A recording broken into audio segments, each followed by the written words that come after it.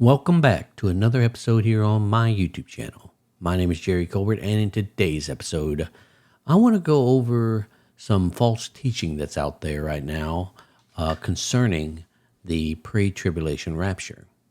And specifically, I'm going to focus on this gentleman's YouTube channel, Soothkeep.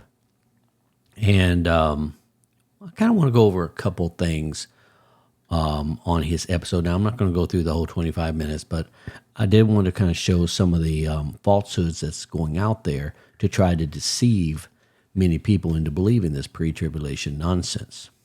Okay?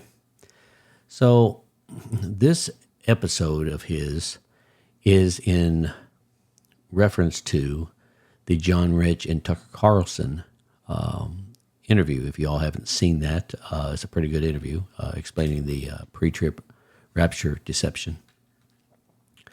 But this gentleman here is trying to refute it, basically, and say that, John Rich don't know what he's talking about, and this is why. And so he gives quite a few points. I'm going to go through a couple of his points. I'm not going to go through the whole thing, like say, especially towards the end, it gets kind of ridiculous, but I digress. But I do want to go through a couple of these points, okay? So let's listen here and see what this gentleman has to say concerning the pre-tribulation rapture and the early church fathers. And he's basically trying to say, hey, John Rich is incorrect. It wasn't just John Darby. You can find this in early church history, which you really can't. So let's take a look and see what he has to say. The second line of evidence against this view is that the early church clearly taught a pre-tribulation rapture. The earliest prophetic statements in the first century, in the second century, were clearly pre-tribulational. And the pre-tribulation testimony still hung around until deep into the 4th and 5th centuries.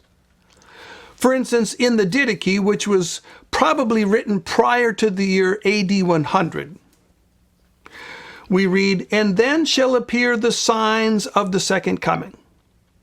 Third, the resurrection of the dead, yet not of all. Indeed, as it is said, the Lord shall come and all of his saints with him. Then shall the world see the Lord coming upon the clouds of heaven." Now, I want you to notice that in this statement here, he plainly states that they're talking about the resurrection, and yet not all the saints are going to be raised at the second coming. Why? Is that what it said? Not all of the saints? Is that really what it says? We'll take a look at that in a minute. Because the church saints have already been raised and they will be coming with the Lord. These are the saints. This is the army of heaven that we see in Revelation chapter 19. And the reason why he's able to ascertain this is because he's already got a pre-tribulation mindset. He already knows in his heart that it's true, so therefore, everything he reads through the lens of a pre-tribulation rapture theology. But my friends, I'm getting ready to show you how none of what he just said is actually accurate. Descending from heaven at the second coming on white horses. They're already raised and rewarded. Therefore, they're not going to be raised at the second coming. In Irenaeus.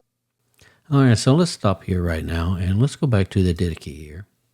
And we're going to go over what it actually says in the Didache. Then shall appear the signs of the second coming, ... And what's the ... Did we leave something out? Well, he says, then shall appear the signs of the second coming, which actually the Didache doesn't say. It actually lists 1, 2, and this is the reason why this says third here. So let's take a look at that. So I'll go over here to the Didache, and it's written slightly different than what he has written there. It says here, and then shall appear the signs of the truth. First, the sign of the outspreading in heaven, then the sign of the sound of the trumpet. By the way, the preachers always like to leave out the trumpet because that's kind of important in the timing of the rapture. And the third, the resurrection of the dead, yet not of all, but as it is said, the Lord shall come, and all his saints with him. Then shall the world see the Lord coming upon the clouds of heaven. So if we go back here, we see that the trumpet part and the heavens part was left out of here. That's why he put the second coming, the signs of the second coming. Then it says third, the resurrection of the dead. So if you see, it's kind of in sequence, right? And it says, yet not of all. So he's saying this yet not of all means that not all of the saints are resurrected at the second coming, because some have already been resurrected. But that's not what yet not of all meant in this context. Yet not of all means yet not all of the people.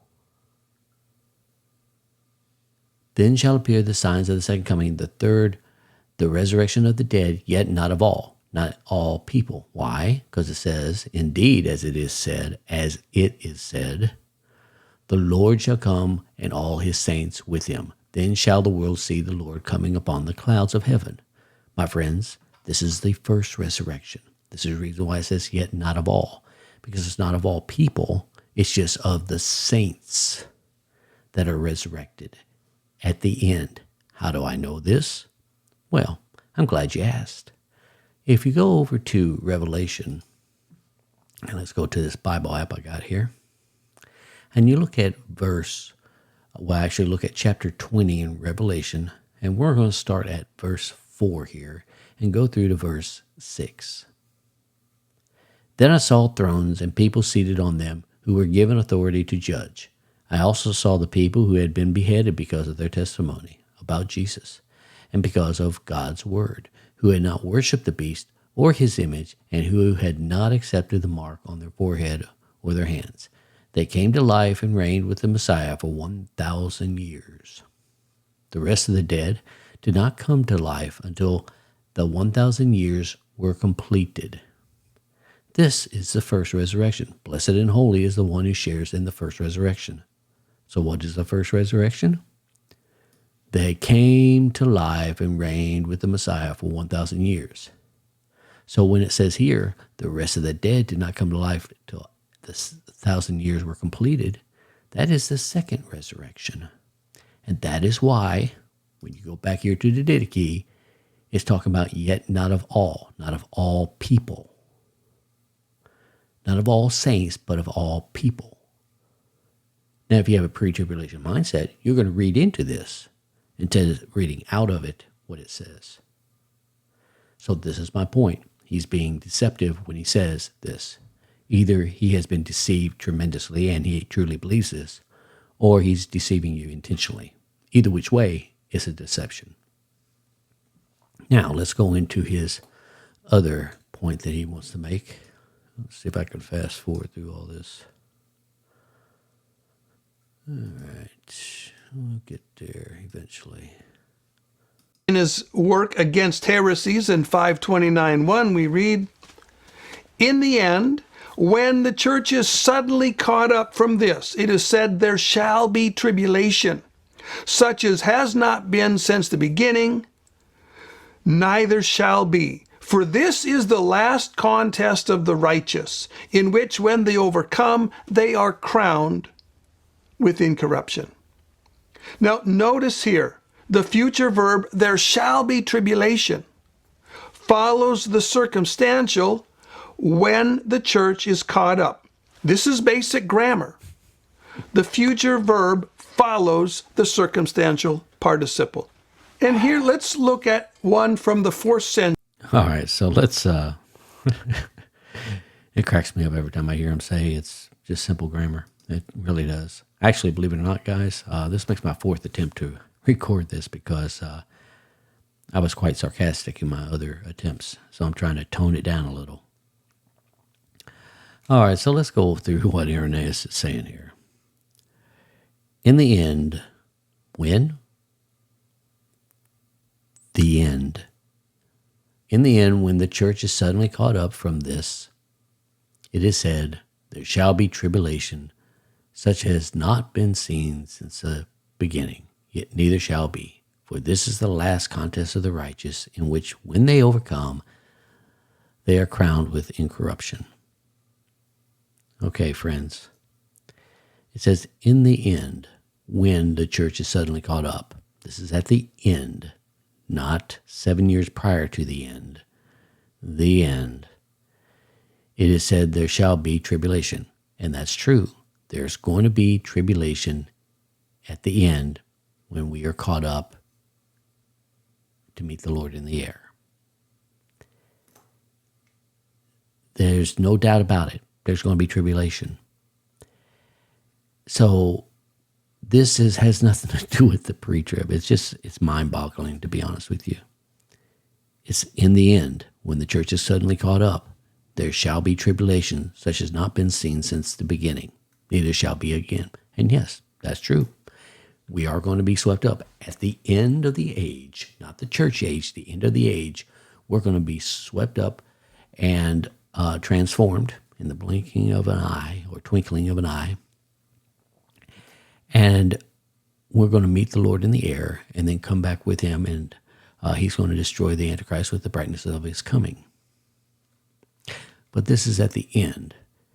When we get swept up at the end, there's still tribulation going on, and that's what this is talking about.